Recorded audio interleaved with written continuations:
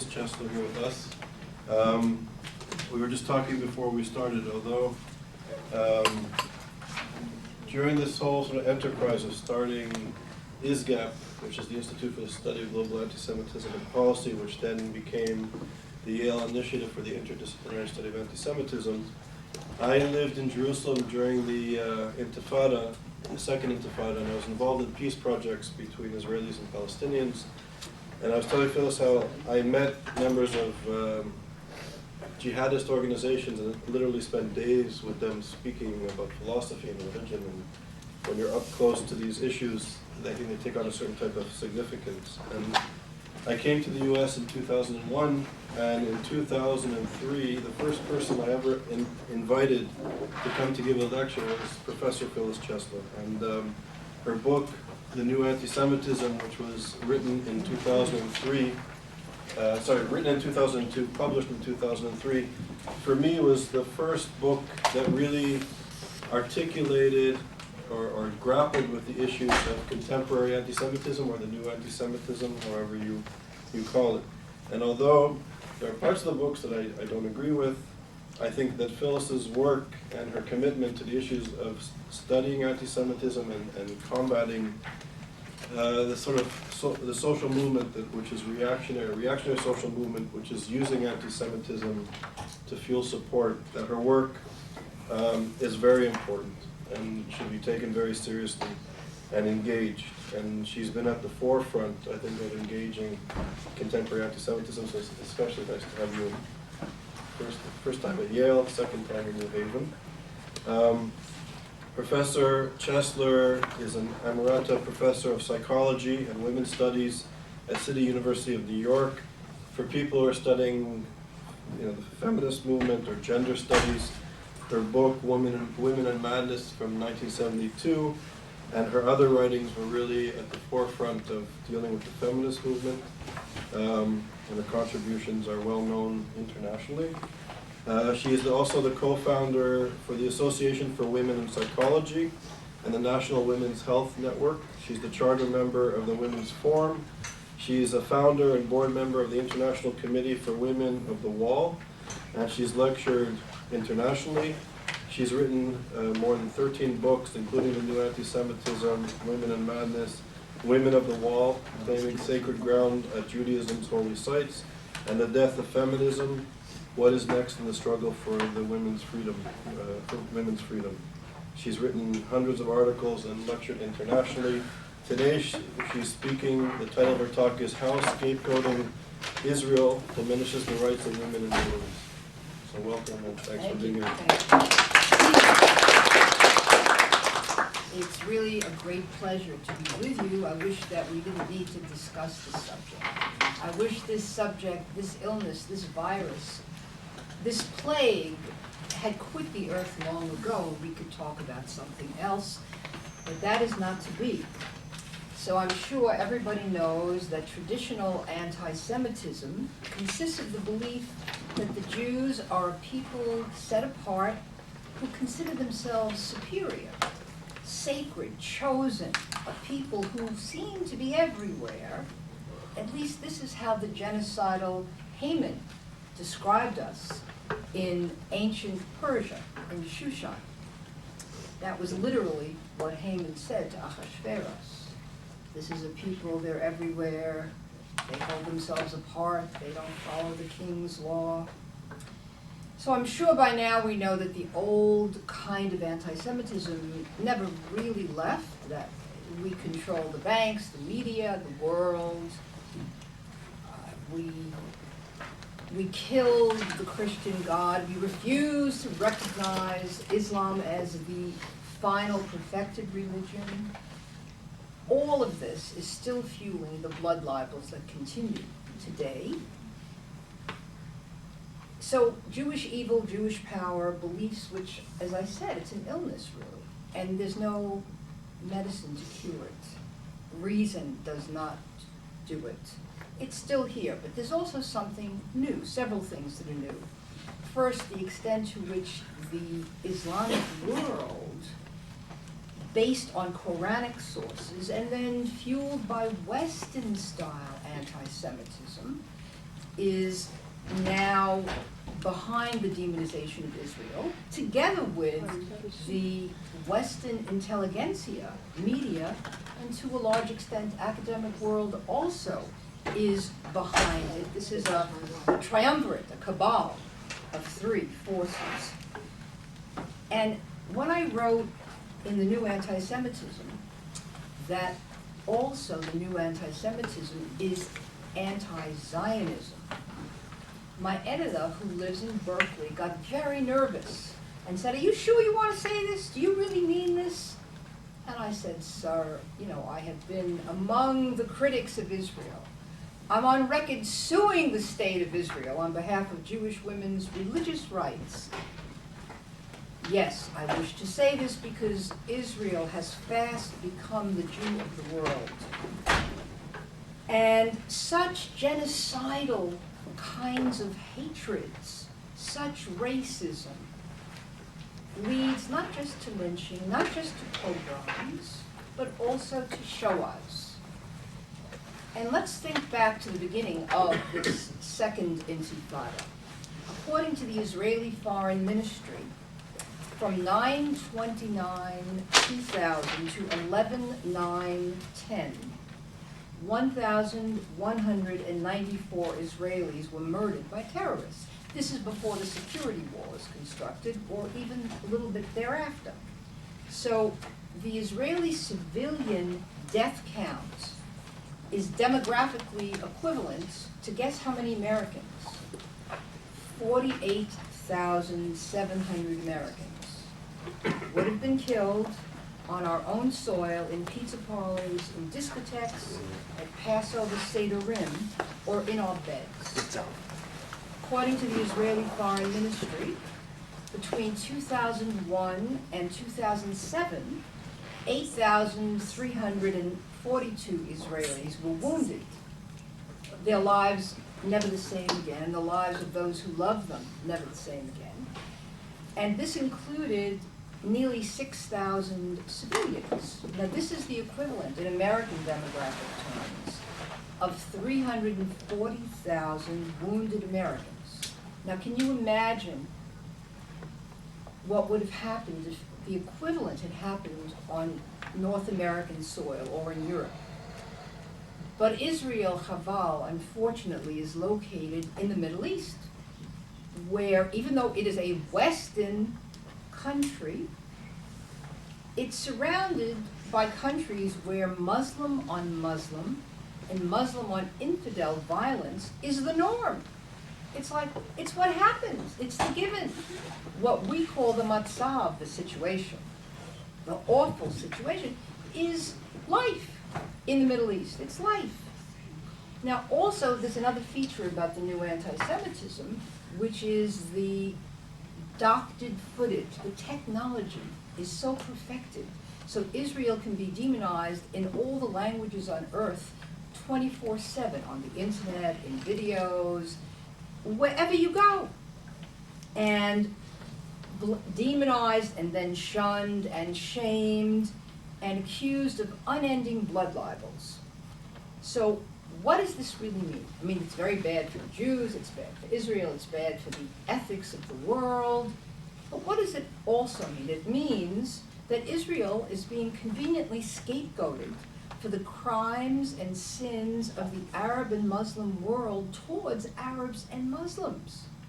And therefore, these tragic problems are not being addressed at all, because everyone is focused on blaming Israel. And you cannot imagine how effective this demonization is, diverting attention from human rights violations beyond belief at home.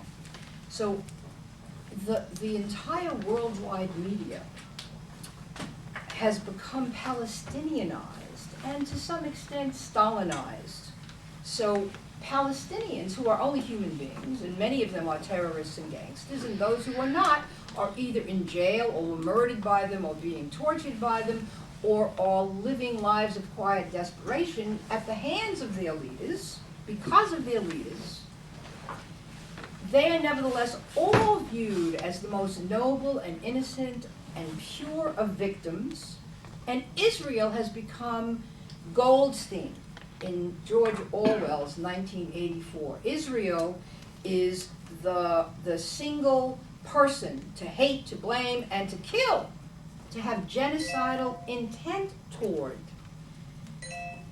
Israel is the Nazi, oh, what is that? Israel is, it's a machine, run amok. You see, they're going to take control of it. Israel is seen as the Nazi apartheid state, right? The colonial aggressor. What a neat trick. What a neat trick. Because then we don't look at, nobody dares mention Muslim imperialism and Islamic religious and gender apartheid, which are real practices, which are then neatly projected onto Israel, where there is no similar exact apartheid-like practice. Obama's America, along with the Western intelligentsia, are wrongly blaming Israel for the failure of the peace process. And they believe it would be Islamophobic or racist to expect the Palestinians to first accept Israel's existence as a Jewish state as a precondition for any negotiations for peace. And the American media blames Israel for not caring about peace, and human rights organizations, international organizations, medical journals like The Lancet, I'll talk about that, they only blame Israel. Now these boycotters of Israel, the divest and boycott people, they want to be seen as anti-racists. They view themselves as anti-racists, but by holding Arab and Muslim countries to much lower standards, and by condemning their inhabitants to continued Islamist barbarism, they fail every ethical test of non-racism. And their anti-Zionism is the unacknowledged form of racism. The only acceptable racism is anti-Semitism. The whole world is now anti-racist, politically correct, but you can hate the Jews. That's still okay to do. That's not racism. Please understand, I have lived in the Muslim world, and I'll get to that in a moment. But this viral hatred of all things Jewish and of the Jewish Israel means that the truly tragic plight of Arabs and Muslims, certainly Muslim dissidents, ex-Muslim dissidents, apostates, gay and lesbian Muslims, women, Muslim women, infidels living in Muslim lands is being completely neglected. The Copts are being killed in Egypt. The Coptic Church dare not raise its voice. Christians in Pakistan are being literally crucified. The girls are kidnapped, raped, forced to convert and marry Muslim men, and the church does not know what to do. The other day, it was a few weeks ago, I got this notice that the Pope is following me on Twitter.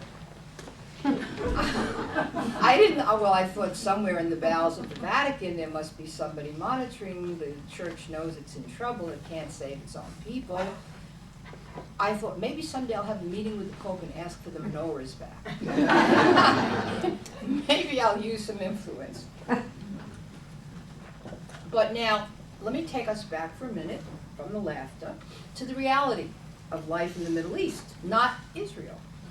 The Arab population in the Middle East is, according to the latest census survey I could find, in 2005, about 20% were living below the $2 a day international poverty line.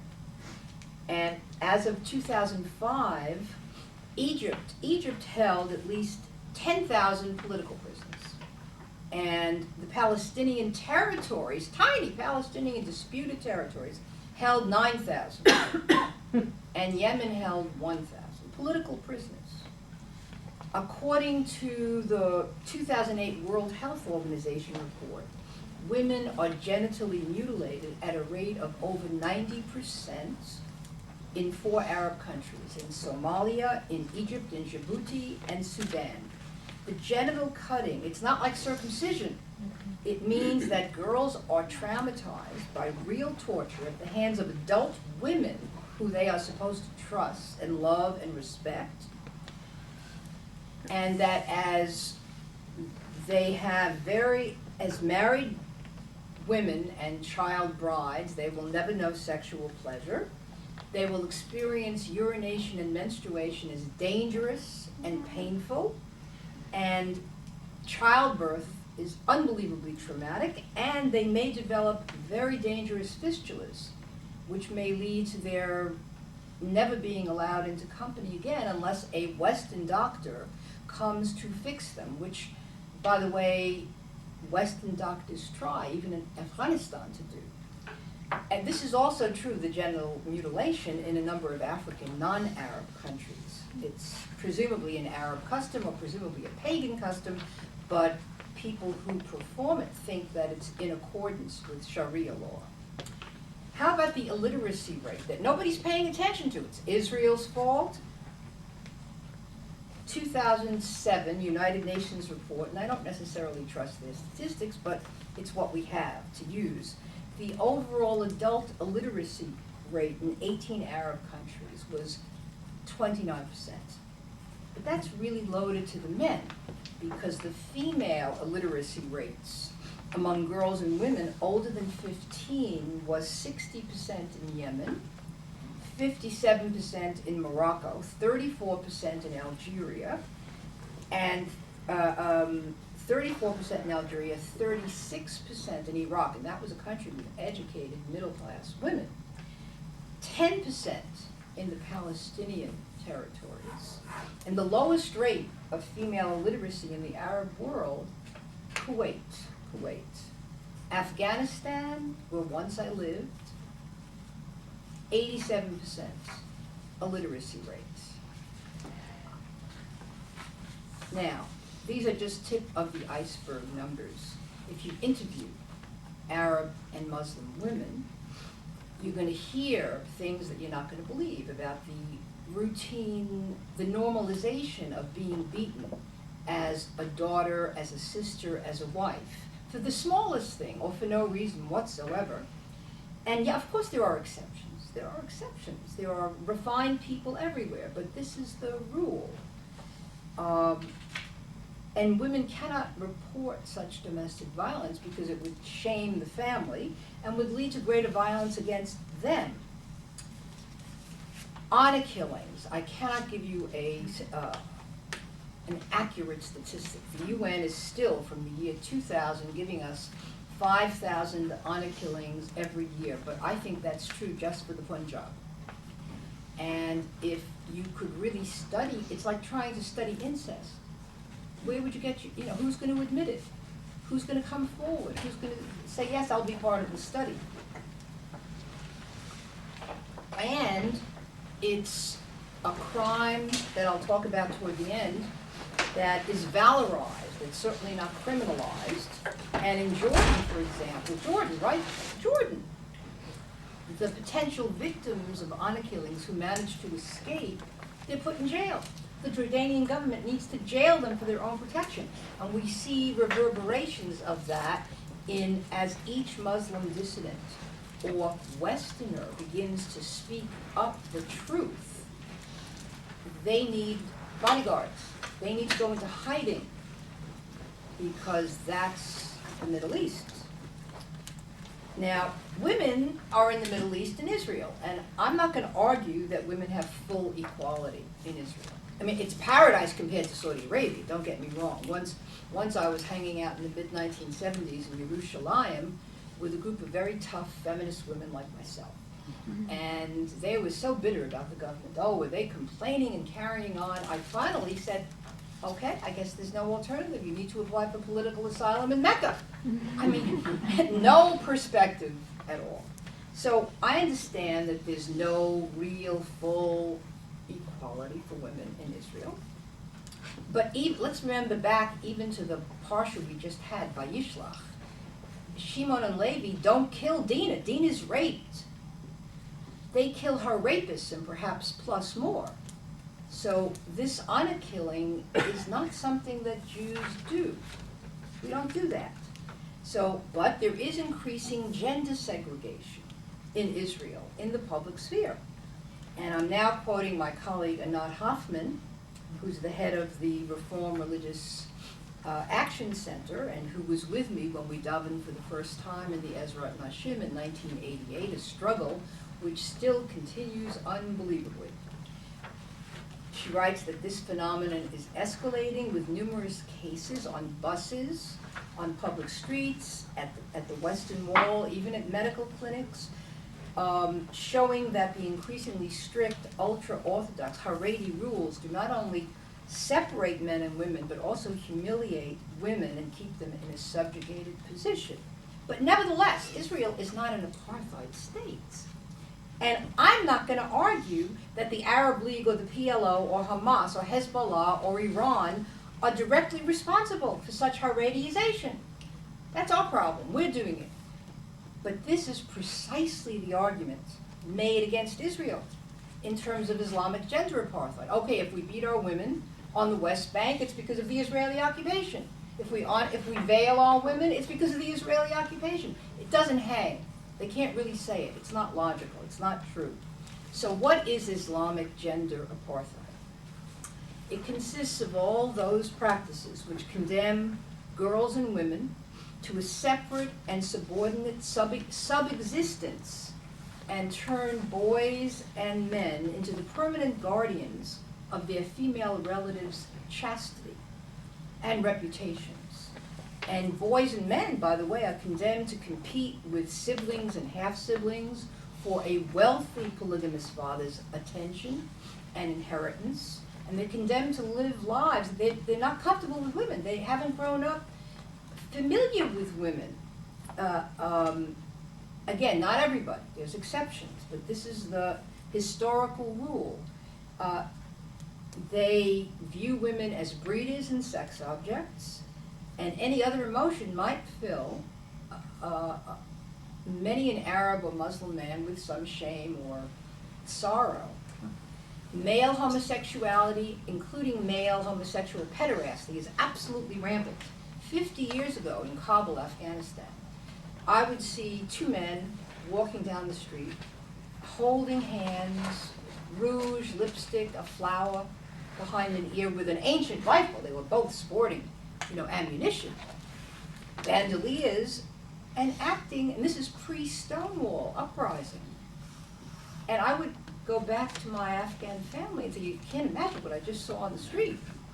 Oh, you Americans, you're seeing things that aren't real. Mm-hmm. Today, at its most extreme, Islamic gender apartheid is characterized by very lurid headlines. The acid attacks on girls in Pakistan, children for not being properly veiled enough or for daring to want to go to school. This is a sort of the Pakistani Taliban.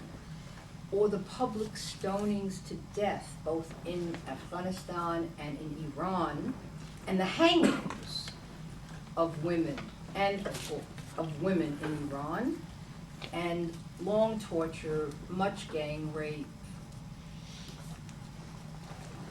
The poor soul who was lashed 99 times, I believe not once but twice, and was sentenced to be stoned to death. Perhaps some international outcry spared her for the moment, but it did not deter the execution sentence. And the authorities forced her son to watch her being lashed these 99 times. There's another woman, a human rights lawyer in Iran, who actually represented Shireen Abadi. She's, the last I heard, I have not kept up in the last 5 days, she was on a hunger fast with no water and was close to death and was in Evan prison. We should be crying out about such things. That means what's left of what used to be my feminist movement should be crying out in the West about such things. In fact, I think our president should be crying out about such things. And by the way, Saudi Arabia, Arab Muslim countries increasingly hardened and Islamists.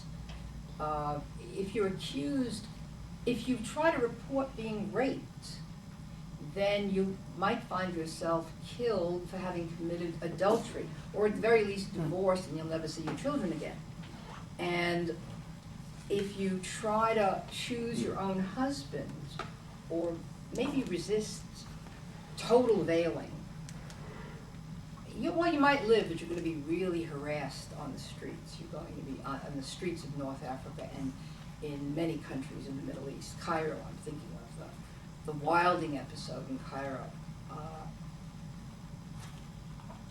And by the way, women who were veiled and unveiled, both, were attacked by 1,000 men. Islamic gender apartheid in an era of such jihad, such an Islamist jihad era, is the most anti-woman system known to humanity. It's even worse than Israel. It's really bad. And feminists should be making a big cry. And some are, but very few, and I'm one. And I'm not a multicultural relativist. That means I believe in universal human rights, one standard for all. So I have chosen to speak out about criminal misogyny. I mean, I certainly spoke out about Western misogyny in America, all over Europe, in the history of the world. Why would I remain silent? Why would I fall silent when suddenly the misogyny had the most vengeful face of all, and it happened to be coming to us from the Islamic world? Now, for doing this, I and others have been labeled, branded, demonized as Islamophobes and racists. And by the way, the fact that I stood up for Israel, I have been wrestling with anti-Semitism among leftists and among feminists in the academic world and the activist world since the day after Israel won its war of self-defense in 1967. But I didn't take that fight public. I didn't memorialize it in a book and then in a series of articles, for which I then lost my entire world. And in my opinion, the gay liberationists, the feminists, the liberals, the humanists, the good people, we were the good people, they have deserted their own vision of human rights and of gender equality for refusing to take stands and for refusing to have equal standards.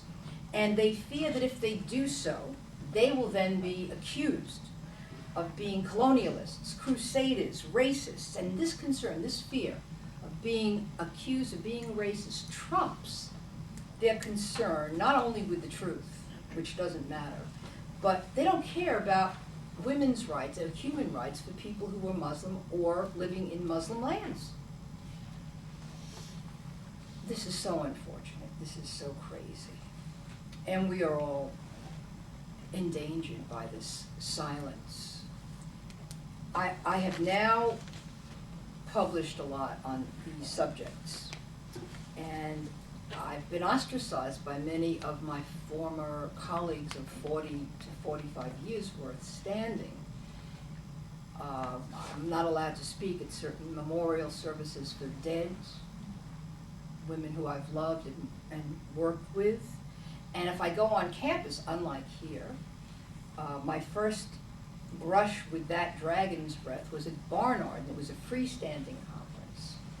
And when and it was mainly women of color who had invited me.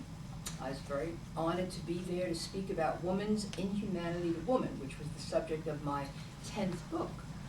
And we were having a wonderful time together until some instigator in the audience stood up. The first question, having nothing to do with what I talked about, was, "We demand to know where you stand on the issue of the women of Palestine." And I thought, well, I could say I light candles every night, I weep, I send money. I could have dodged it. But what I said instead was, I think you're asking me where do I stand on the issue of apartheid, and I oppose it. And the largest practitioner of apartheid in terms of both religion and gender is Islam. Place went crazy. Went crazy. And so I had to be hustled out ultimately for my own safety. This is on an American campus in New York City. That was only the first time. So since then, I'm used to having bodyguards, security accompany me to an American campus where I was a professor for 1,000 years and a guest lecturer everywhere for 2,000 years. And now, in order for me to tell the truth, I need to have a bodyguard. Now, perspective, and it's not just me. That means to tell, I'm not saying that I'm coming to lie about Israel, just to tell the truth. Or that I'm coming to lie about Muslims, or about Islam, or about Sharia law, or about what's happening to women in the Islamic world. I'm not coming to lie, I'm coming to tell the truth. That truth is not wanted on most American and European campuses, and less so, perhaps, on Middle East campuses. That's another discussion. So, and I'm lucky. I'm not in jail. I'm not being tortured. I'm not being beheaded. I don't have to write under a pseudonym. I don't need bodyguards 24/7. The death threats are very minimal. All right, so I can't get published as I once did. All right, so I have to do samizdat on the internet. That means when there was censorship in Soviet Russia, you self-published, and one intellectual, one supporter would pass your work around. And that's how I view the internet, by the way. Because most publishers, most mainstream publishers, and I've been a very successful author, are afraid to touch the subject. This book was the very first book, 2005, in which I wrote about the penetration of the West by Islamic gender apartheid, by the honor killings in the West and in immigrant communities. And it's mainly Muslim on Muslim, although Sikhs and Hindus do this. Indians do it in India.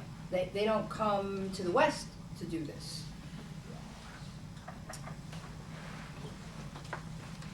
My colleagues, that's what matters the most, and we were talking about it. Basically, I miss a world that no longer exists. I miss people who have turned out not to be who I thought we all were, certainly supposed to be.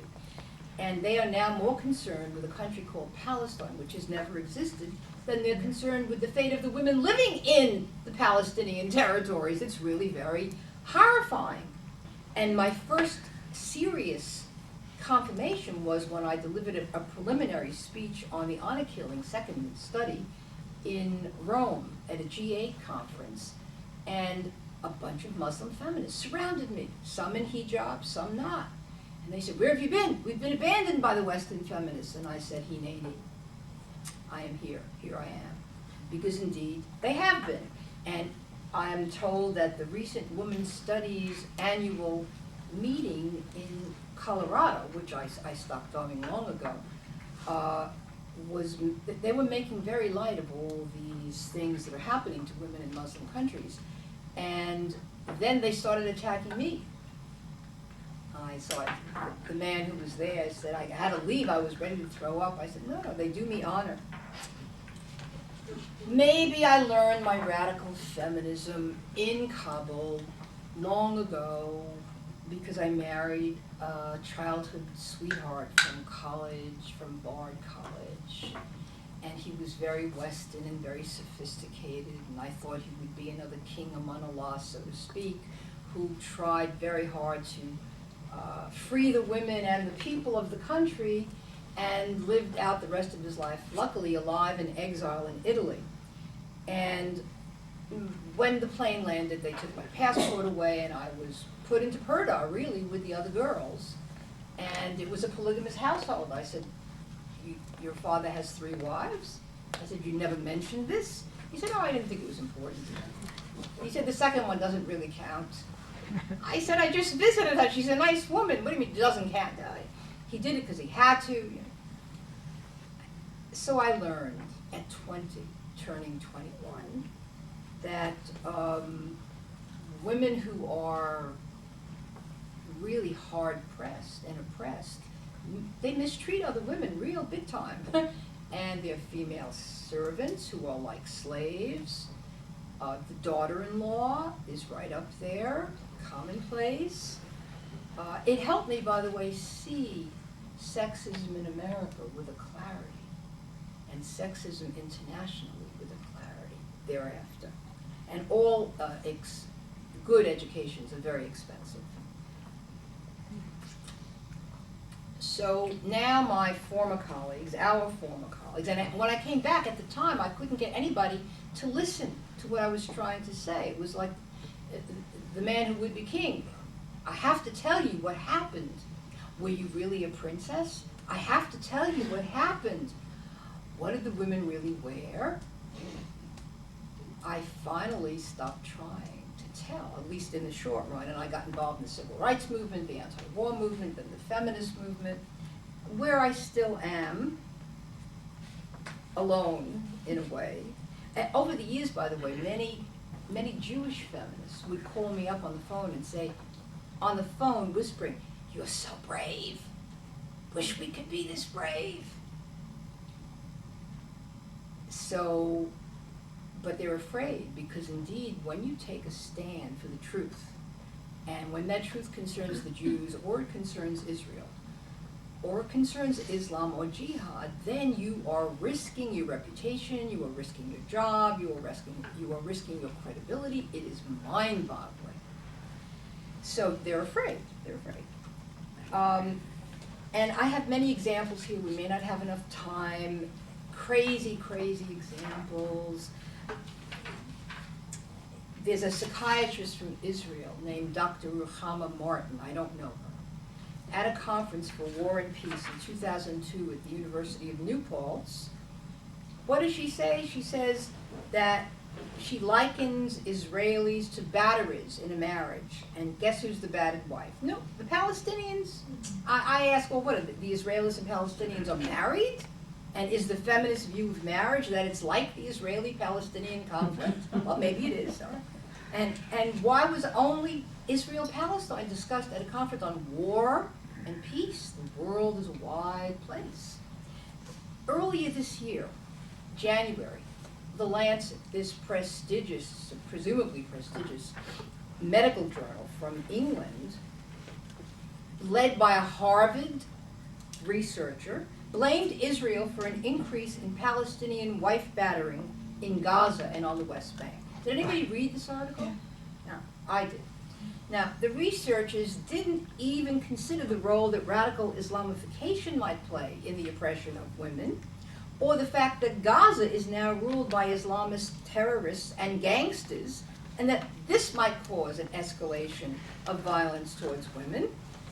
And there had been a study just done of honor killings in Gaza and the West Bank by a Swedish researcher, Hansen, and they didn't include honor killing. They didn't include daughter killing. They just looked at wife killing, wife beating, sorry. And I published a letter together with a number of other people in their pages. Now, does anybody know who Dr. Leila Abu-Lugad is? Oh, she's very important at Columbia, and she walks in Edward Said's steps, and her father was, for 35 years, a professor mainly at Northwestern, but he, like Edward Said, you see, comes from Palestine, which was taken from them in the Great Nakba. And her mother is Jewish, but she was raised Muslim, and she gave a speech in October on the 25th day in Beirut at the American University, in which she said that there are those who are seeking to sensationalize honor killings. They should be warned away from doing that because, wait, I have to give you exactly. The obsessive focus, yes, it represents simplistic, civilizationist, that's a new one, thinking. And it may have negative repercussions, and that people should be wary of classifying certain acts as distinctive form of violence against women. See, all cultures are the same. There's domestic violence everywhere. Honor killing is the same as Western domestic violence. We dare not point a finger. Well, yeah, we do dare point a finger because it's not the same. It's different. Heinous, but different. And her feminist work, and she is a gender studies professor, an anthropologist, is only in the service of one nationalism only. She's not universalist, and that's Palestinian, and of one tradition only, Islam. in Islamism. And she finds the veil something that, as a feminist, we should understand. She says, specifically, why are we surprised that Afghan women do not throw off their burqas when we know perfectly well that it would not be appropriate to wear shorts to the opera? Well, you know, if I don't wear shorts to the opera, they're not going to kill me. And they won't kill me if I do wear them either. I don't think that there's a comparison here. So she also finds something to say positively about polygamy. And there are exceptions, but mainly, no, it's not a good thing. It's not good for the women. It's not good for the children. It's not good for the sons, especially, who compete for the inheritance and for the attention. Bin Laden's father had 57 children. Bin Laden is trying to get his father's attention. I would say this as a former psychoanalytically oriented psychotherapist, but what do I know? So I don't think it's such a good idea to have polygamy with so many children. And basically she criticizes, and she's joined by, she is a Western feminist herself, she criticizes colonial feminism. Why? Because I think it's a way of reminding Western thinkers, heirs to the colonial adventure, that given their ancestors' past crimes, we dare not feel superior to the Islamic world. And above all, we should never dare to intervene to free Muslim prisoners from Muslim tyrants, jailers, and murderers. Because she's really saying that by writing anything that stigmatizes or exposes, even if true, a feature of the Islamic world, that you're stigmatizing them and you're going to be killed because you're exposing them to shame. That's what an honor killing is partly about.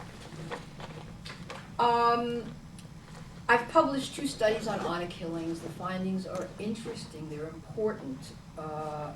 There's not just one target group. One is an average age of 17, a girl, who's killed by her family of origin, her father, her brother, her uncle, her mother. And it's planned either because there's an allegation of some impropriety. She was seen, we heard, talking to a boy, or because she actually, in Europe, for example, wants to go to college, wants to have a profession, may even want to have friends who are not Muslims, may want to have a husband of her own choosing, or a husband who's not Muslim, and worse, a God who might not be Muslim, so the apostates, that's an automatic death sentence. So for refusing to veil or veil enough, or refusing to marry your first cousin, some illiterate fellow from a distant country who needs the equivalent of a green card or citizenship in the West, she might die. And there's a high level, these honor killings are torture murders. And they're at their most savage, not in the Muslim world, but in Europe, because the temptation to assimilate is so high there. And the girls and women are opting for Western lives, and they're dying for it. They're setting examples. This is what will happen to you if you do that. So I'm going to skip. You can, the studies are on my website, and they're also published at Middle East Quarterly's website. So let me say that I still do feminist work, in my opinion, only now my allies have slightly changed. My allies are Muslim dissidents and Muslim feminists and ex-Muslim dissidents and feminists, and we all share a desire to have universal human rights, a separation of mosque, synagogue, church, and state, individual rights, rights for, think of all the groups, the pariah groups, the gypsies, the homosexuals, rights, free press, a free press. If you ever heard Abu Khaled Tomet talk about the importance to him of experiencing a free press in Israel, although I would say, I don't know, it's very leftist, but we can joke about that. So now my feminist vision has borne unexpected and very important fruit, because it's allowing a new kind of bridge, a new kind of alliance to form on behalf of Western civilization, on behalf of Western values, and also on behalf of Israel. Islamic gender apartheid is a human rights violation, and it can't be justified in the name of cultural relativism, tolerance, anti-racism, diversity, or political correctness. The battle for women's rights is central to the battle for Europe and for Western values. It's a necessary part of democracy, along with freedom of religion, tolerance, and freedom of dissent. Here, exactly, is where the greatest battle of the 21st century is joined. Thank you.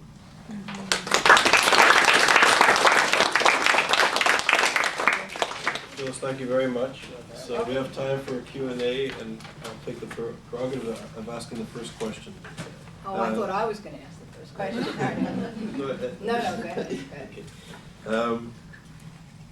And it's interesting. So it's questions, sort of two questions. I just came back from Ottawa. There was an interparliamentary conference at the Canadian Parliament. 49 countries attended, including Muslim countries. 100 scholars from around the world. And I'm originally from Montreal, and I was very proud to be Canadian. Canadians are not so nationalistic, but I was very proud. And why? Because I think Canadians really understand what's at stake, and I think they get a lot of what you've been speaking about. The Prime Minister, the opposition leader, as well as intellectuals really get what's at stake. And I think Canadians understand perhaps more than Americans do today, I would argue, because Canadian multiculturalism isn't relativism. Okay, multiculturalism, which I think in a large sense began in Canada, people like Charles Taylor and Will Kinlicka spoke about how multiculturalism was about integrating the other economically, socially, and culturally. And it was sort of, there was a tension, and you have to create a balance between integrating the other and integrating another into a social democracy. So some of the practices of the other were welcome in the public sphere, some are appropriate in the private sphere, and some are illegal, such as honor killing and other things. So there isn't this sort of relativism, and Canadian multiculturalism is very much a part of the identity and policies of the country. And I think that type of multiculturalism helps to equip Canadians to understand that reactionary Islamism is a threat to social democracy and a threat to, I would say, to democracy everywhere and human rights everywhere. So I was very happy to be there for a few weeks, and it was a bit of a reprieve, I have to say, given the condition I find in the United States these days. I'm reminded of Judith Butler, Oh, a Yale graduate, a leading scholar, a very respected scholar internationally. She speaks of her Jewish and gay background proudly. And she recently said that Hamas and Hezbollah should be seen as part of the progressive left. yeah. And That's why I sighed when you yeah, mentioned it. no, but I think she just said this recently in Berlin, and she was very well received in Europe.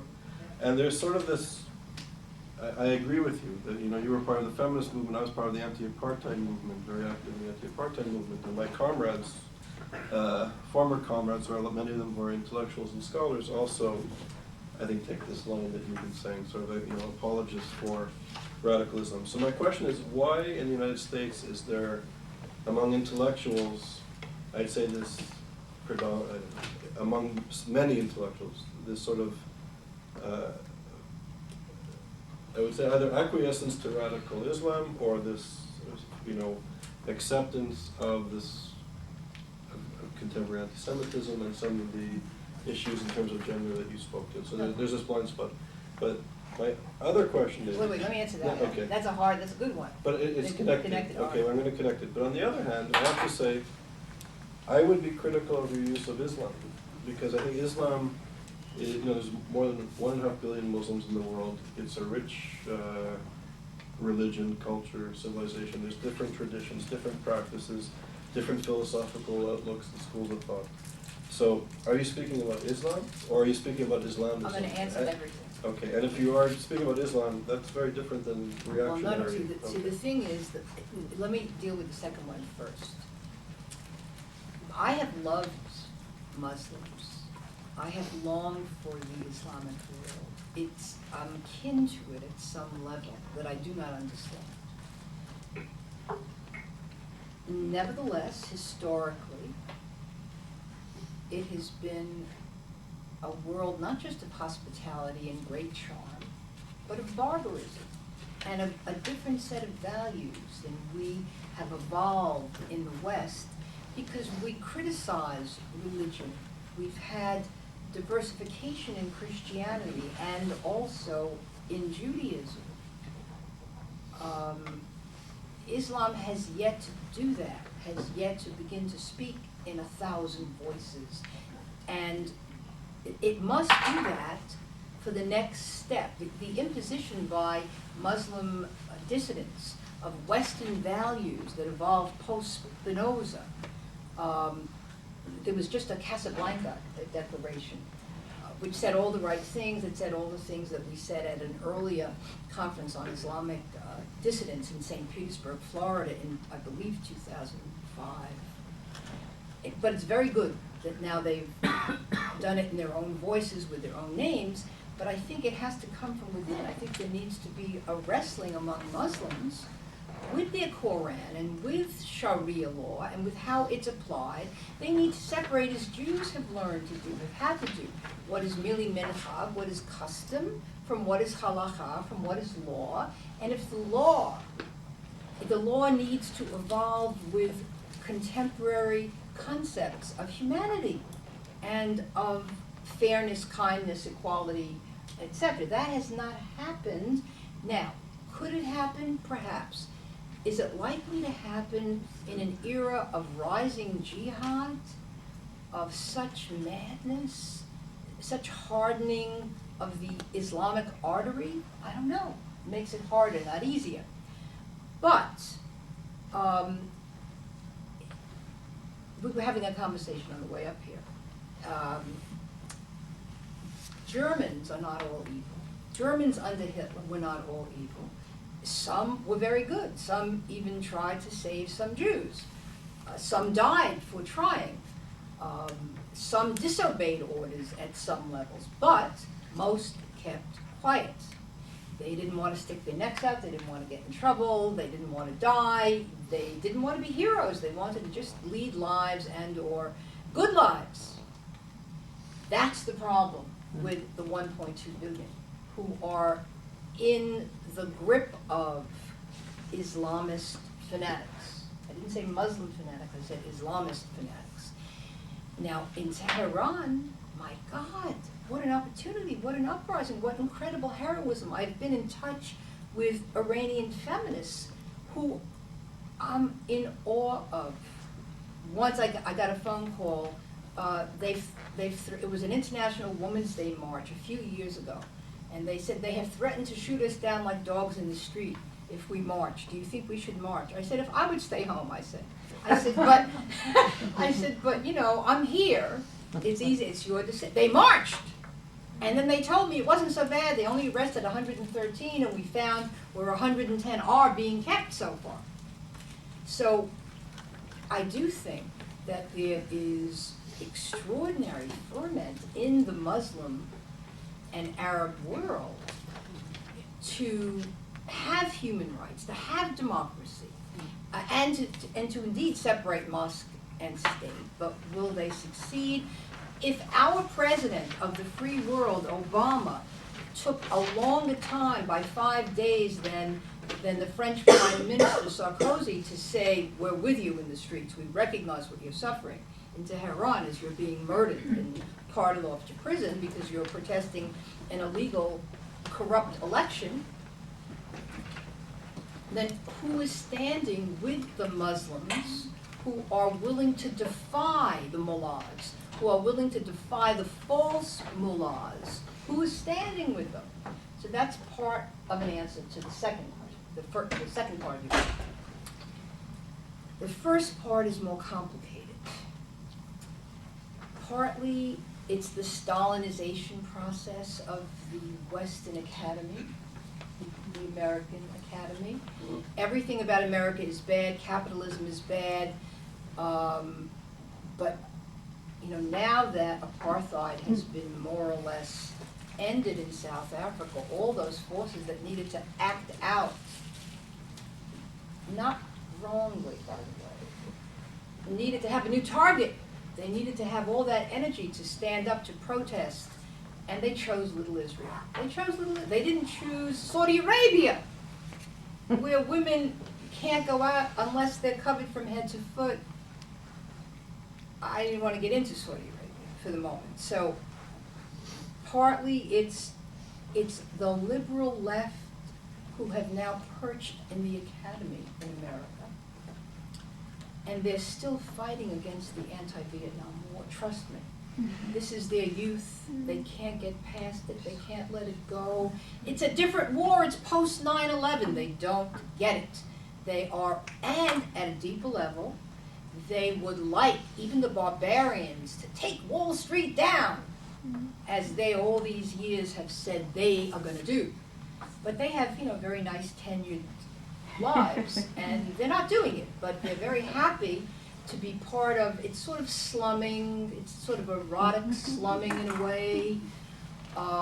It's waltzing with Che, it's getting off on the bottom Meinhof group, the jihadists, the mujahideen, a feminist, Jan Goodwin, who I once knew, she went and she hung out with the mujahideen. She loved them, they loved her, she had red hair, she was the only woman.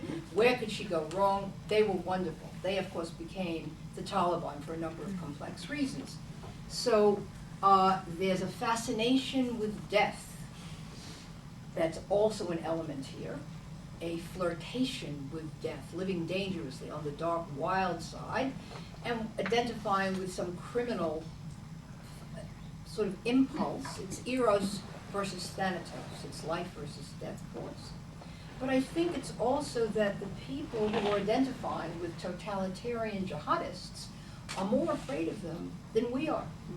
They think that if they appease, surrender, give in, act nice, Shah still, peace, we want peace, only give them whatever they want, that they'll go away. If Israel surrenders more and more and more and more and more, that then it will stop and Israel will be loved and safe. No, this is not the case.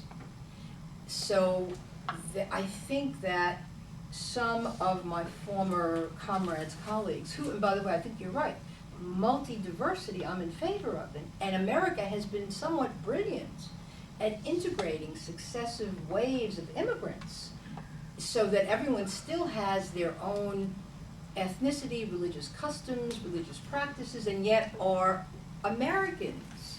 We've accomplished that miracle. I think Canada is accomplishing that miracle, maybe in a slightly different way.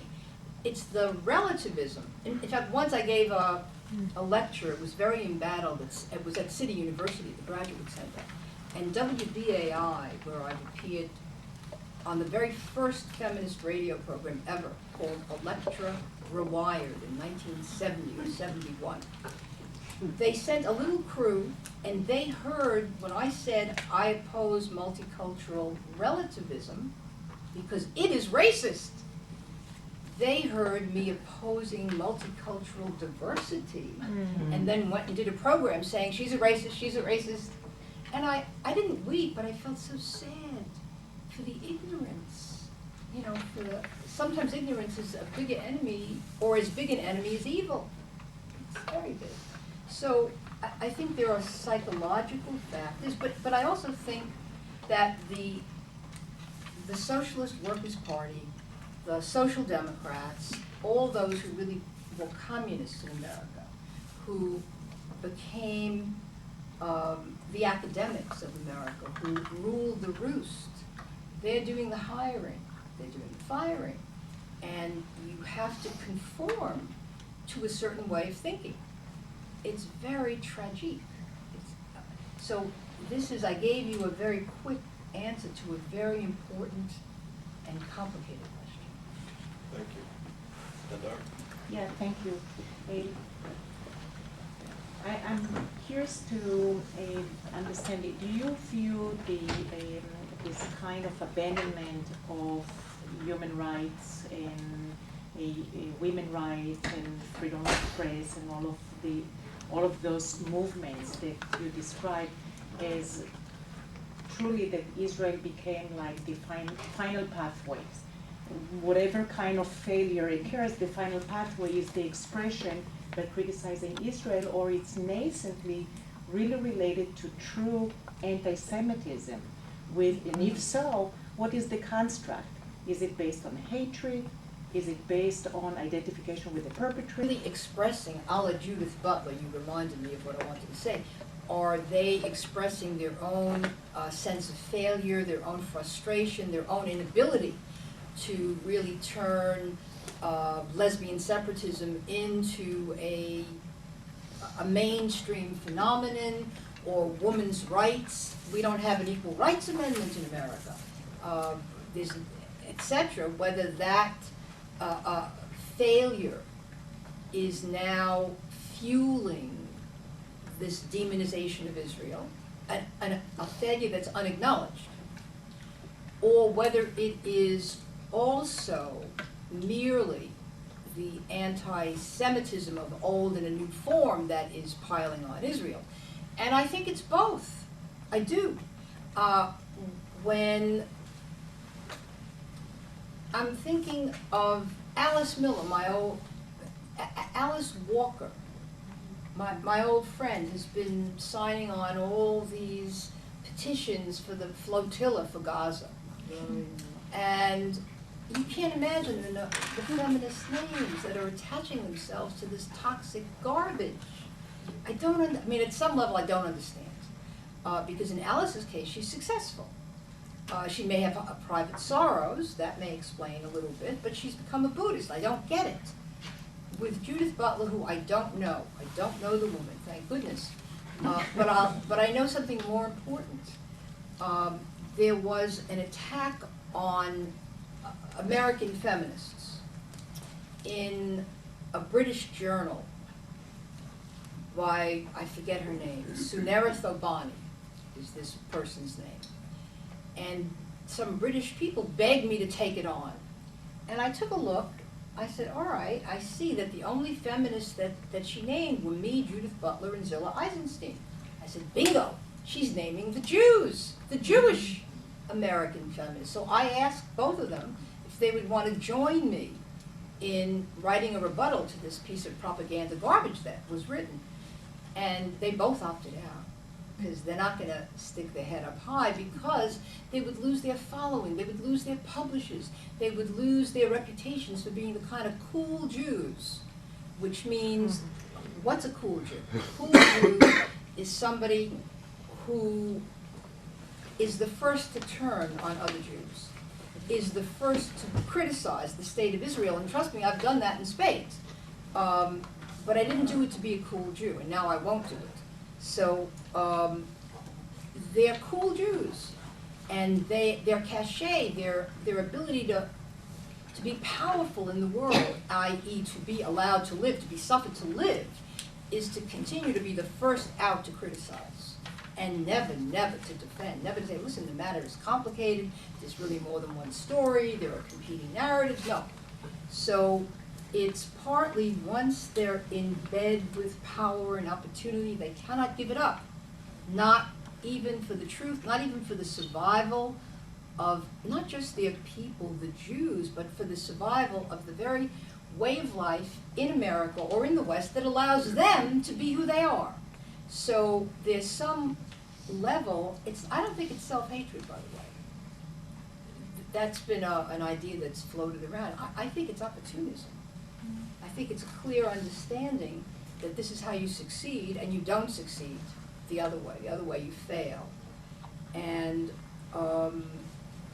I think also that people desperately, limousine liberals is the phrase, they need to symbolically rail against something without taking any risky action themselves, without enduring any consequence whatsoever to themselves.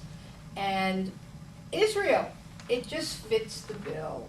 Doesn't matter how many people are being tortured in Egypt for trying to say no free press. Or I interviewed an Egyptian man a couple of years ago. Very wealthy, very powerful, but a human rights activist. And I promised him I'd let him see what I was going to publish before I did. And I did. He said, oh my God, he said, they'll kill me if you say I said this and this and this. And he's somebody who visits Israel. So the secret lives of what Arabs and Muslims can say in their own language and what they can say in English is two different worlds, two different lives. And the West had better really get that very quickly, and they still have not. There may even be more pathways. Nobody wanted to stop the fight against apartheid. Like, to be the good person means you're standing up against the evil. And the real evil is so big, so wide, so deep, so evenly spread everywhere, that it's easier for most people to just have one little target, one little symbol. Well, that's the identification with the No, aggressor. no. It's just easier. If people stood up against evil everywhere, where would they would have no lives left. It would be evil in each country on earth. It would be evil even in their own hometowns, maybe under their own roofs, in their own families. So take care of it by identifying evil in just one tidy little place. The identifying with the aggressor may also be part of it psychologically, but that's the fear that the terror and the delusion that if I say all the right things, if I'm the right kind of Berlin Jew, 1938, they're not going to, or at Auschwitz, they're going to send me to the good line. If I'm politically correct, they're going to send me to the good line. So I think it's fear. And to some extent, the fear is then soothed, calmed by the identification with aggressive behavior. Thank you. You're welcome. Two quick questions. You can choose to answer one or the other or both. In what way is identifying gender inequality in the Islamic world as a reason to not target Israel different from identifying Israel's failings to not deal with problems in the Islamic world by the Islamic countries? So What's the question? the question is, the Islamic world often uses Israel as a scapegoat. In what way are we not using the Islamic world as a scapegoat to not see the problems of Israel? Oh, please. Not, I don't mean it in a Speak for way. yourself. No, I have seen the problems in Israel, and I have taken stands on those problems. And some I fear I can no longer try to solve, given my years and where I'm living. But what you're asking is, don't we run the risk if we now begin for the first time to focus on the corruption and the tyranny and the misogyny in the Islamic world, if we even begin for the first minute to focus on it, because nobody's focusing on it, isn't that then going to lead us to abdicate our responsibility, like Rabbi Hillel asks, to then look within at our own house to clean it? Yes? On some level, I think what I'm really saying is there's clearly a really big problem in the Islamic world, and we should be doing everything we can to solve it. But let's say in the context of an anti-Semitism talk, using it as a mechanism to then say that criticism of Israel is unwarranted. Oh, no. So clearly that's not what you're trying to do. No. But the demonization of Israel is not the same as criticism. Demonization is then shunning, shaming, boycotting, exaggerating, accusing Israel of committing a massacre in Jenin, which it never did, accusing Israel of the crime of daring to defend itself when it's under attack, which it has tried to do, accusing Israel falsely of purposely murdering this little boy, Mohammed al-Dura, when at the end of the day it turns out the kid may not have been murdered at all, and certainly not by Israelis, and definitely not on purpose, or accusing Israel of that mowing down Rachel Corrie on purpose. No. See, these are lies, and this is what passes for the criticism. The true criticism sounds very different. The demonization sounds more as what I've just said. The true criticism, I only, in a small way, since it wasn't the subject of the lecture, alluded to by I see an increasing Haredization of life in Israel, and I'm a religious Jew, so I'm a Torah study junkie. I like it, but on the other hand, the mistreatment of non-Orthodox Jews and the mistreatment of Jews who are not religious at all, and the mistreatment of women in any of the above categories is like beyond contempt. And I'm on record suing the state of Israel over this very, very issue. And I've been involved in the feminist movement in Israel since 1974 or 5, in many different ways. It doesn't matter, but I have been. And what happened with the Intifada of 2000 forced me to shift my focus.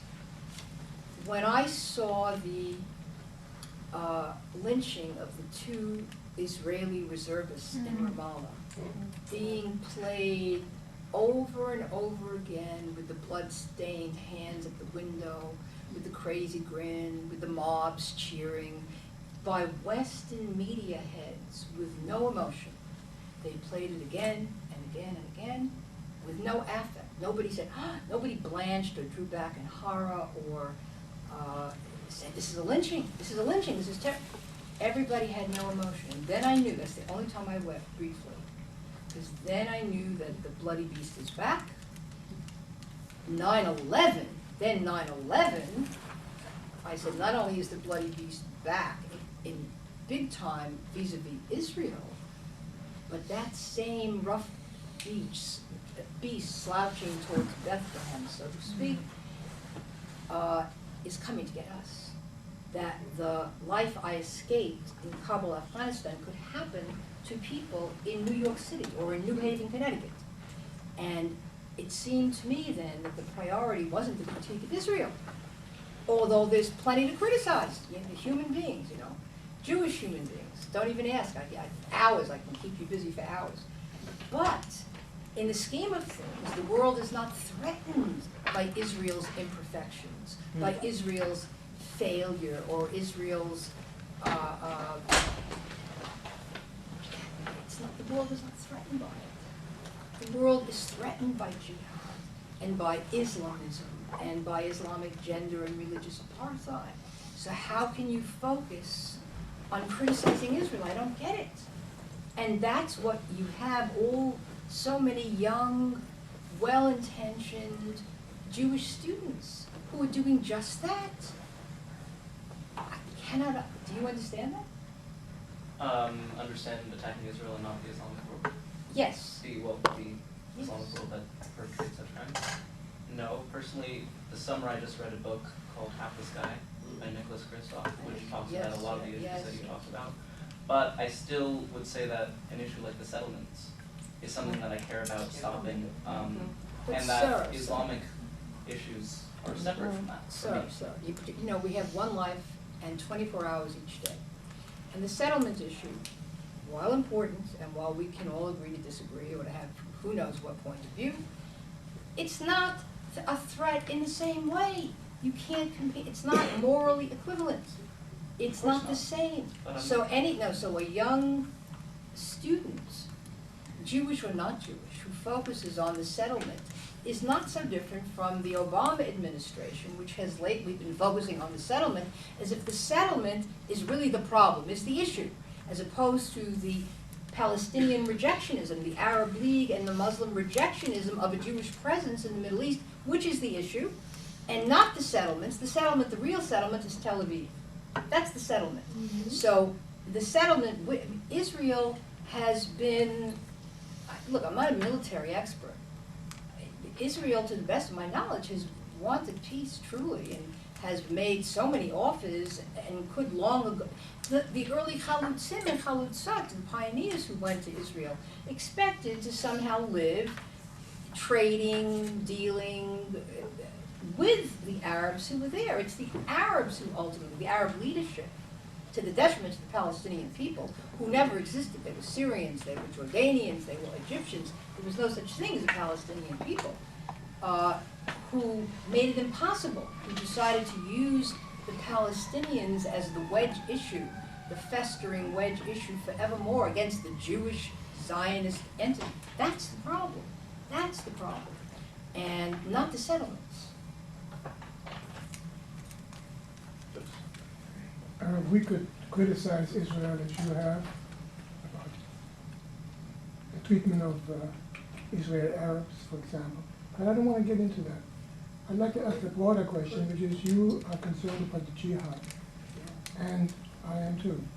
And you are, if you're willing to admit there are many, many Islamic voices, Arab Islamic voices, non-Arab, people out of the Middle East, quite different voices. And the issue is, how does one appeal to those who are not committed to jihad? And one has to, I think, look at the other side of it and how, I know the settlements don't I agree, affect world peace. But if you're a let's call him moderate, who doesn't know which way to go, what does he see? He sees the U.S., Iraq, the U.S., Afghanistan, Iran. In other words, to them, it looks like another kind of a crusade from their point of view. So I mean, the jihad on one side, the crusade on the other side. So in fairness, I think one has to look at what is being played in terms of the average Muslim mind. So there is another story here. And I wonder if you appreciate that side of it. Oh, totally. I am desperate I'm sorry, for that. repeat the I question. will please. repeat the question. On the one hand, there's the perception in a very not free press, controlled press, Muslim world, the perception is, because there's been brainwashing, that Americans are now embarked. Let's go back to the Crusades themselves. They were undertaken only after many centuries because of Islamic imperialism and ethnic cleansing of Christians. So there's a different way to understand the Crusades to begin with. But all right, as an aside. I'm talking about this crusade. No, I know. So but the word crusade still goes back to the old one, which is not well understood. So the perception, you're right, that America is now embarked on some imperial enterprise, some CIA diabolical conspiracy to subjugate the Muslims in Afghanistan and in Iraq now, or to end Islam in those countries, and certainly to That's not bring what I'm great saying. devastation. And what I'm saying, we have our own objectives in those countries. But from their point of view, how No, do they see it? I'm arguing it from their point of view. Their point of view that we've gone in there. Maybe after oil, nothing else. Oil, gas, precious minerals in Afghanistan. If the West wanted it, we should just go in right away to Saudi Arabia. You know, why would we be wasting our time in Afghanistan? Would be crazy. But bin Laden was given refuge there, and bin Laden was the mastermind of a movement that then attacked us, not just on 9/11, but on a number of previous occasions. Attacked military barracks, attacked the USS Cole, etc. So, although I don't know if Al-Qaeda did the USS Cole, I'm not sure. So the perception that has been allowed to fester, and that's really felt among uneducated Muslims, among illiterate Muslims, and also among very, very educated Muslims, is that it's all the fault of the big Satan and the little Satan. Whatever the problem is, it's Israel's fault and it's America's fault. And the proof is look at the adventure in Afghanistan, look at the adventure in Iraq. How do we reach people who have not committed themselves to jihad, is your question, is the heart of your question. I think one among many ways is to have. When I gave a speech for a group of Iranians in D.C., it was beamed up live via satellite and translated simultaneously into Farsi, into Persian, and into Kurdish, possibly into Arabic. I don't think so, maybe. Then I did a few programs on Al-Hurra, which is an American-backed program, into the Arab Middle East. I think we need to have an exchange of ideas with the people on the ground. We have the media to do it. We need to have some funding for translations from various Western languages into the languages of the Muslim world, so that we give the people in their hands directly a choice. Either they're going to only trust what the mullah says in the mosque, or what their father tells them, or they have other voices that they can consult with and draw their own conclusions from. Let me recommend, there's a very important book edited by Zaino Baron called The Other Muslims, Moderate and Secular. Zaino is a friend, she's Turkish, Greek, American, and it's a heartbreaking book. First, I tried to review it's essays by anti-Islamist Muslim dissidents and feminists who are all in a different way saying, why are Western governments only hiring the Islamists who say that they're moderates and not listening to us? Why doesn't anybody listen to us? So I wrote first to the London Review of Books, could I review this? No, they said. Then I wrote to the New York Times, can I review this book? No, they said. I may have asked the Washington Post, they said no. I said, let somebody else review it. Don't let me review it, but please review it. It has not been reviewed.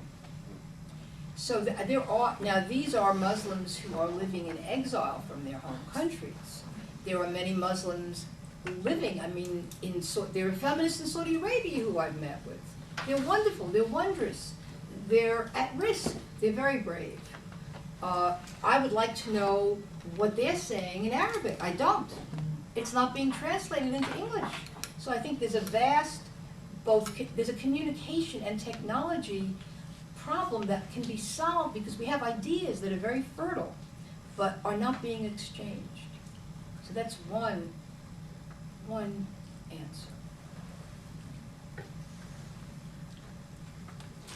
A question on international human rights for women. And basically, what I'm asking is for you to clarify for me, if you would, the question of costume for women in a particular ethnic group versus human rights. I mean, we know within the Jewish religion, the question of covering the body, varies from the Reform to the Orthodox. And so I suppose that exists in quite a few different cultures. When you analyze that, where would you say it becomes a human rights issue rather than just, this is the culture? Okay. First, I have an article in Middle East Quarterly. The question is having to do with religious clothing and where do I stand on this issue? Or clothing in the name of God. I've been writing about this for some time. My latest article is in Middle East Quarterly. It's called Ban the Burqa, ?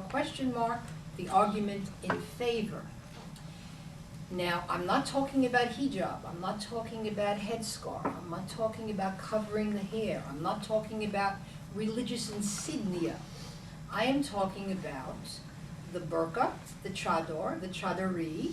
I am talking about what amounts to a sensory deprivation isolation chamber that makes communication very difficult, identification impossible, certainly in an age where security and terrorism is an important factor. But beyond the security reasons, I think the other reason is a women's rights, human rights reason, because it then, first, if you never see the sunlight, you're going to develop vitamin D deficiency and all the diseases that accrue thereof.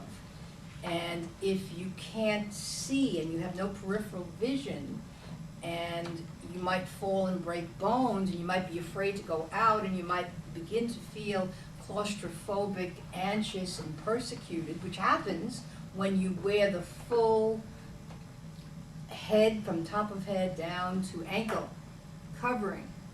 And the interesting thing, the approach I took in this article, is there are many Muslim and Arab countries that have been restricting and banning the Islamic veil for quite a long time, and also recently, and saying that it's not a religious requirement, that this is a flag of jihad. This is a flag of male supremacy. This has nothing to do with Islam. Who said that? The head of Al-Azhar University in Cairo was passing a high school or a college, I have the detail here, and he saw a girl with a niqab, face veil.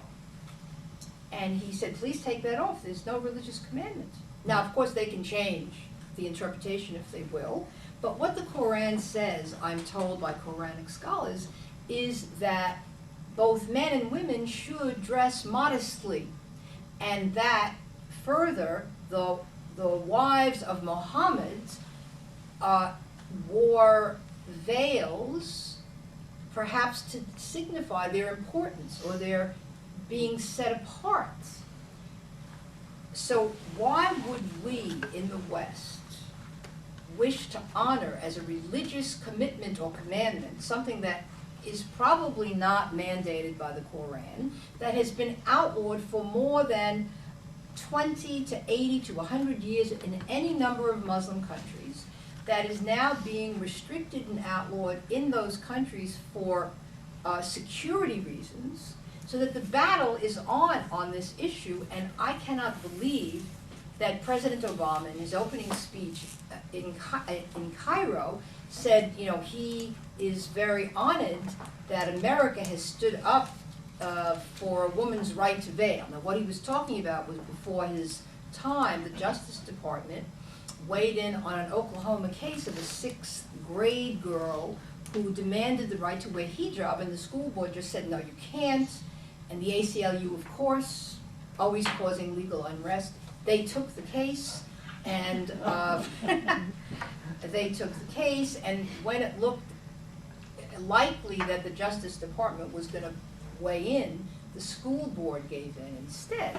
Now, again, I'm saying, let's even take an extreme example of nuns, who many of whom no longer wear the full habit. A nun is not part of a jihadic movement seeking through military force to subdue, humiliate, and terrify all populations on earth. No, that's not what a nun represents. And most nuns these days are dressed casually in modern fashion.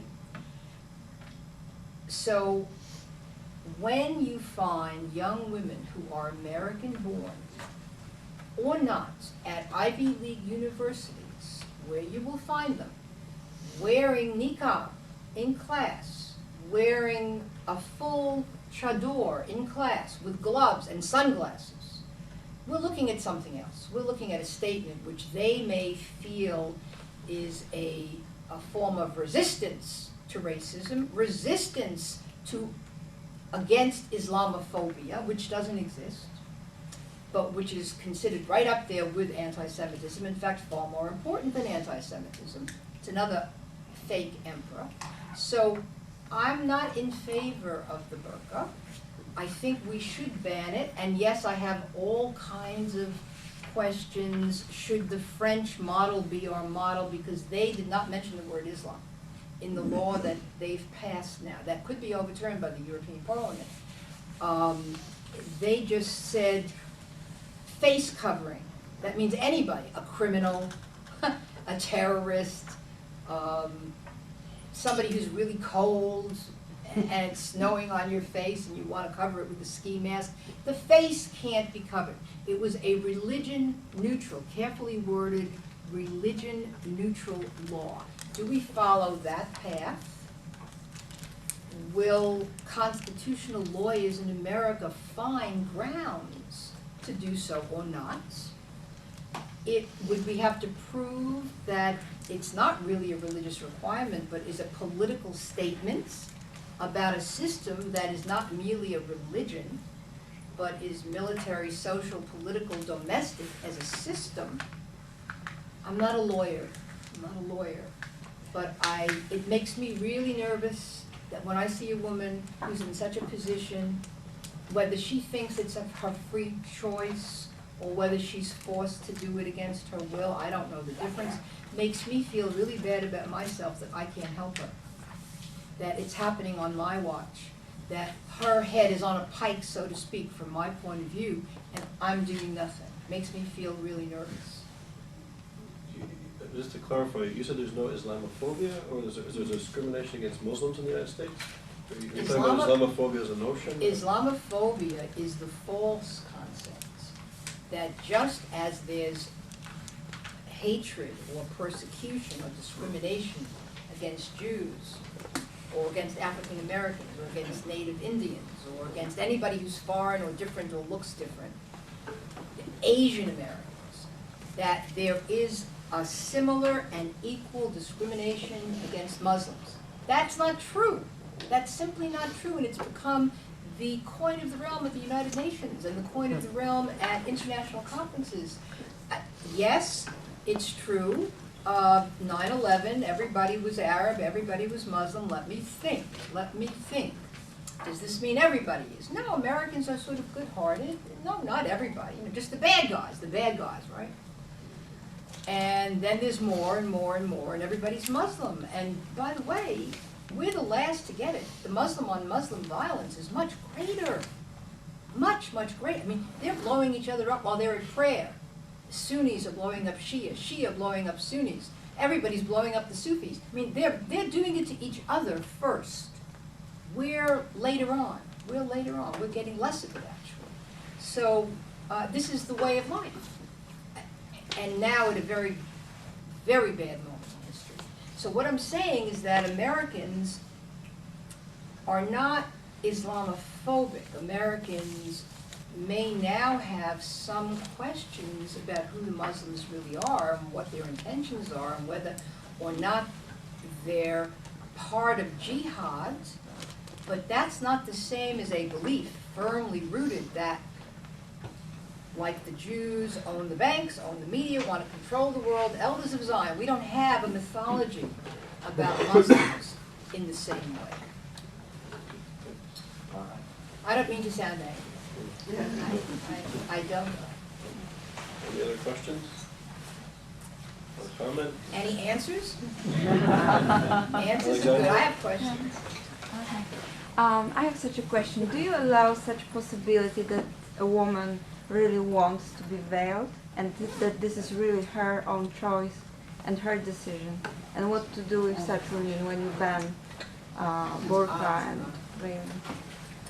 Well, I'm a good wondering question. myself. She's yeah. asking whether I would contemplate even. Could I imagine that a woman might truly, freely, of her own free will, with no consequence, to please no one, to ingratiate herself with no one, would she then want to be fully face veiled or face and body veiled? Well, you know, I did a study that led to a book called Women, Money, and Power that came out in 1976.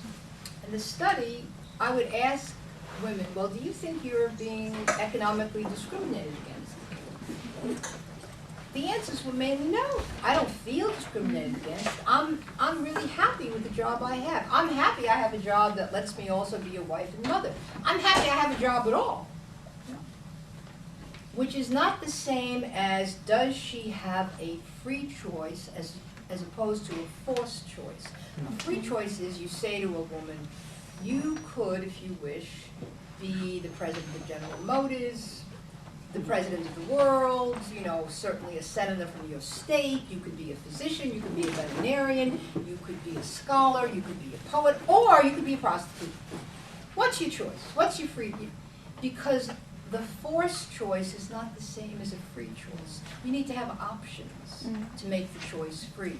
You need to have options, if you exercise them, that you don't get killed. Now, I could appreciate, really, wanting to remind oneself that one lives under God's grace and that one is here by grace of God, in case oneself forgets. I could appreciate doing this in a way that's known only to me, because otherwise I'm really showing it off, aren't I? Hey, see me, I'm one of God's people. But all right, let's say that there are some outward signs to say, please understand that when you come to me, that you're also approaching B'Tselem. I'm in God's image, that we have a value system here of a certain kind. I could appreciate something, yes, but a full face and body covering, no, because that, especially when her husband and her father and her brother are wearing modern Western dress. If it's very hot, they're wearing very cool and comfortable clothing. She's sweating in sweltering heat, carrying bundles and a baby, and can't see. No, that's not a free choice. I don't think that a free choice is being made available. And I also think that young girls in families are certainly, if they're loved, they're going to want to please the people who are loving them and taking care of them, and they'll be influenced. And so I could see wanting to wear hijab to identify with your culture, with your religion, with your God, but not the burqa. No. No. So anybody else? Professor With an Katz? answer. Professor Katz? Yeah. I was a consultant in Riyadh, Saudi Arabia in 1985, and yes, the women in the street did wear a burqa, but when I was entertained at dinners in the home of deans and the professor and even the president of the university, all the women were in Parisian clothes. So they had a purpose there, I think, in hiding themselves until they could show you their beautiful clothes and beautiful women. I don't agree. What was the purpose? You're saying that he's saying that he was a consultant in 1985 in Riyadh, Saudi Arabia, where indeed the women were wearing the full 24 yards and sweltering, and they were not able to go out without a male chaperone, That's true. Right. and they couldn't drive their own car. They although sat they'd in been- front of the bus. They had segregated in all things. All right, so. And remember, the girls who died recently, 3-4 years ago, they were high school girls, escaping a blazing fire of their schoolhouse, and the religious police beat them back in because they hadn't veiled themselves properly enough to exit. 14 died. The government ended up paying blood debt. So if what you're saying, are you saying that these were Saudi wives of Saudi men? Yes, And you were an infidel in their that's right, home? that's Okay. right. Then Many they foreigners must- in their home. Okay, then you were being, the hospitality given you was very special and must have had a purpose. Because everybody knows that the minute the plane leaves Saudi soil, the women flip it right off. We know what they're wearing underneath it. We know that they hate to wear it, but wear it they must. Now, I'm interested though in whether everyone you know who was there at the time in some consulting capacity had similar access, because that's not typical. No, I was privileged, I guess. But why? Think why? Because there must have been an interesting reason why. Well, I was helping them establish a new college, and they wanted my services, even though they knew I was Jewish. Did you pray in any synagogues in Saudi Arabia? There is no synagogue. Oh, really? Maybe a church? Because that's There is another no thing. church. No, that's another thing that really bothers me, because there's a call here, mosque, more mosque, bigger mosque, yeah, but no reciprocity. So that's what I mean by Islamic religious apartheid, because only one religion is allowed in a Muslim country. You have to hide your Christianity, Jews, Judenrein, out completely, and you cannot worship. And so did you help them set up a good college with good programs? Still in existence. Not called King Saud University. It's, So you were entertained by members of the royal family? yes.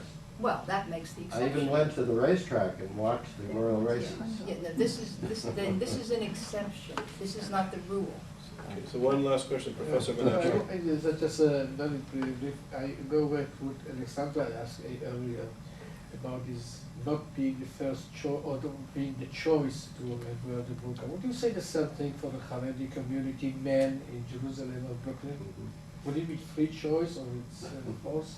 Well, I would say it's probably a forced choice, but they can see, their senses are exposed. I mean, maybe they're blind even though they can see, but you can ears, eyes, smell, mouth, you can have a conversation with them, they can see with the pavement, the steps, so it's not the same. Now, that's a good question. That's it's an important question, because very few people have free choice when it comes to religion in childhood. Everyone is forced into it or tempted, gentled into it, and then as an adult, maybe has a choice, maybe doesn't. Maybe exercises the choice, maybe doesn't, because you don't want to hurt all the people who brought you up. And you've come to you've grown accustomed to these customs. I do not like the increased uglification of the Haredi women. I do not like the heavy stockings, the long dresses, heavy in the summer, and always so dark and forbissina and forbidding, and then with the wig and on top of something over the wig. This is crazy. But she still has her 5 senses. She still can see where she's walking. She can talk. You can hear her. You can identify her at an airport. It's not the same.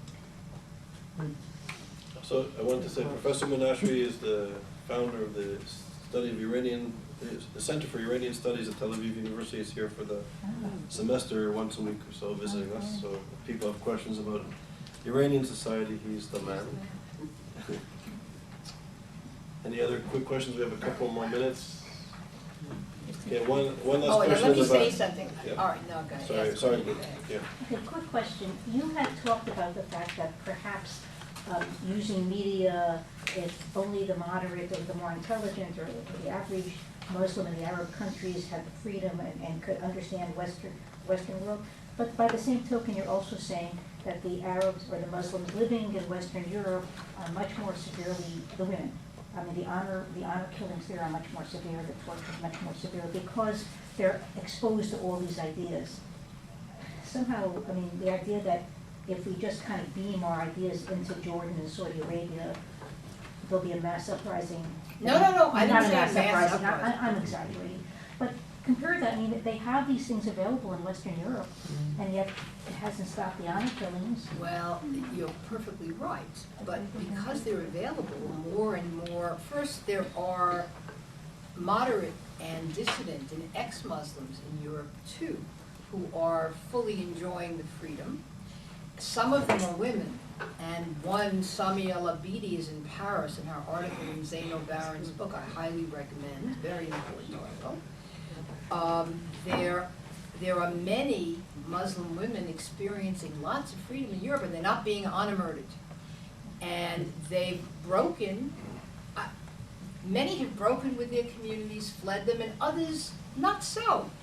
I was privileged to, Seyran Ateş is a Turkish-born Berlin lawyer who has written a number of books criticizing Islam, and whose fondest dream was to create a mosque in Berlin where men and women could pray together equally as equals. But she's put that on hold.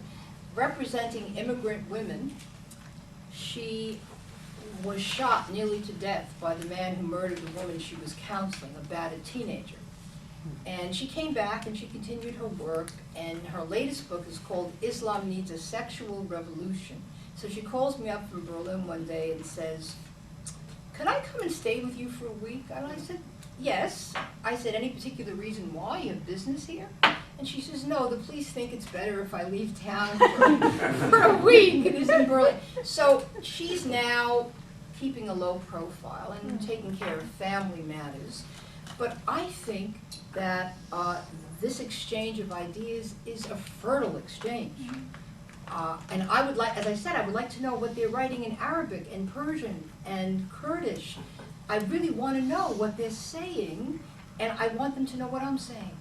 And there's so far no funding for a very simple translation project and a very easy to do technology project. Well, not as easy, but possible. So I think that the honor killings are emanating from certain countries and from men at a certain level, even though there are exceptions. There are very educated and wealthy families that engage in this collaboration in murder, that it is also largely a function of the low-skilled, unemployed. There's a case that I was testifying in, an honor-killing, a potential honor-killing victim who got out. And I can't say the country from Europe, and it's a precedent case here in America, because the asylum would be from a European country that is failing perhaps to protect certain people.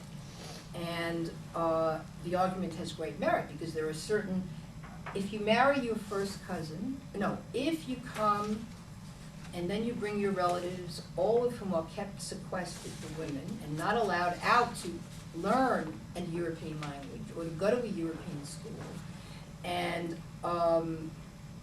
you then have a daughter who's born on European soil, but you want her to be like her mother, and you want her to marry the first cousin. And so it's men who are living on the dole that Europe is handing out. That's another whole discussion. Who are then doing what you do in the old country. A woman is uppity, she's even slightly unpleasant, or she really violates a taboo for real, you kill her. You kill her. That's the custom. It's not necessarily religious law. It's just that too few mullahs have stood against it and said, I will not allow such a family into my mosque. That this is a crime reaching out to Allah. I won't permit it. Right? We need more of that. Okay, and so thank you. And on that note, in terms of the study of anti-Semitism, Deborah Lipstadt at Emory University, Professor Lipstadt, has a web-based project where she's translating texts dealing with the Holocaust into Persian and Arabic. So it may be a model to be used for issues of gender. Excellent. Anyway, so on behalf of YIISA, we have to leave the building. I'm sorry we have to wrap it up.